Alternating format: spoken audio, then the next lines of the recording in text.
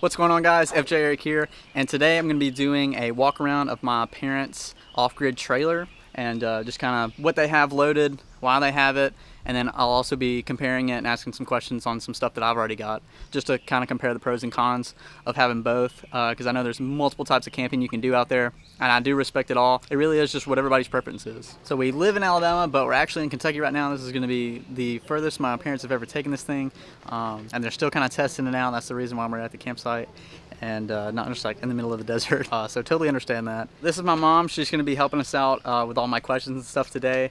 So first off, what kind of model? Well, we have a XTR toy hauler.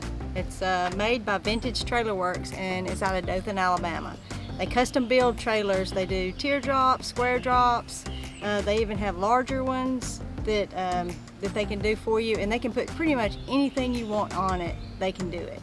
Usually in a square drop or a teardrop, you don't have that much storage, and we have a 2017 Jeep Wrangler, and there's not a lot of storage in it either.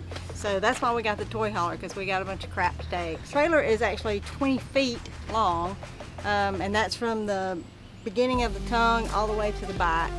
And the camper part is it's a 5 by 10. Just gonna kind of start from the tongue and then just work our way back. Starting with this box right here. What is this mystery box? Well, this contains our battery. It's our battery, and it has our converter in it. So this is all our power. We also have a power plug on the side also, if you need it or anything. You got a 110. That's where the converter goes into. You got a 110 plug. So there's enough room in here to add another battery if you want it. Right now we just have one, so that's all we've got. So when she was talking about the toy hauler earlier, that's why this frame is cut off as far as it is from the actual galley section. So you can actually put four-wheeler, golf cart, really, I guess anything that you could fit, you're more than welcome to put up there. But right now they've just got these storage bins. And what do y'all keep in these? And we just keep our rugs or our tent walls or any electrical cords, anything like that. And these also, I mean, you can put a toy hauler up here, or you can put like an ATV or whatever up here, and these come off, and these are actually your ramps. There's one on each side. You take them off, and that's your ramp. Ooh, very cool. So, and then of course we have our air conditioner and our heater, and these come off, and then we have hoses that go to our air conditioner in there, and it circulates the heat or the air. So they call these things off-grid for a reason, because you can literally go wherever you want to. These have got some pretty knobby tires already on here. These are going to be 31s. Really, really helps out with the stance and everything else. I mean, I know doing the off-roading and stuff comes after that, but really just matches the Jeep too. Just that has that rugged look, so super cool to me. And you can see they got the trasheroo, pretty similar to mine. Is where they keep all the trash and everything. But now stepping into this room, it's kind of crazy. It's nothing like what I've got on my setup. But yeah, so I thought this was cool earlier. I saw the light on the inside of this awning. I'm not even sure if you're gonna be able to pick it up. May have to. Yeah, it shows. Cool. So yeah, I thought that was pretty neat. There's an ARB awning.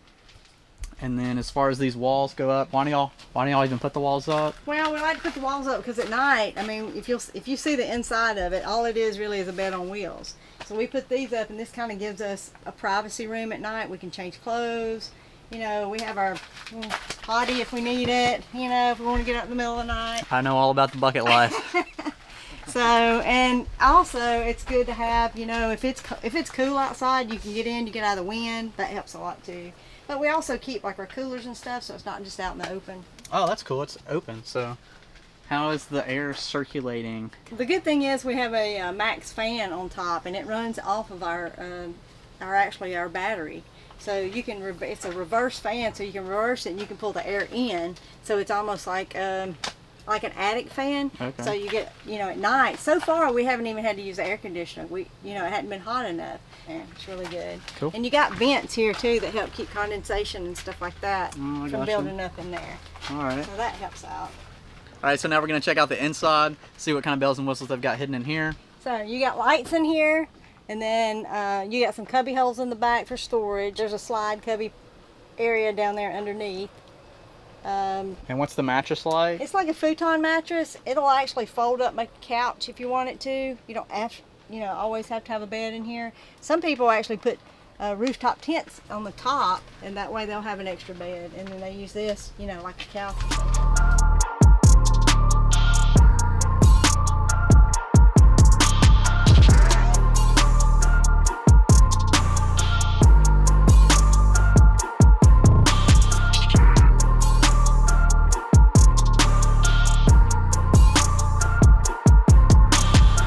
And now to the kitchen area, which is covered by what, 10 by 10 tent?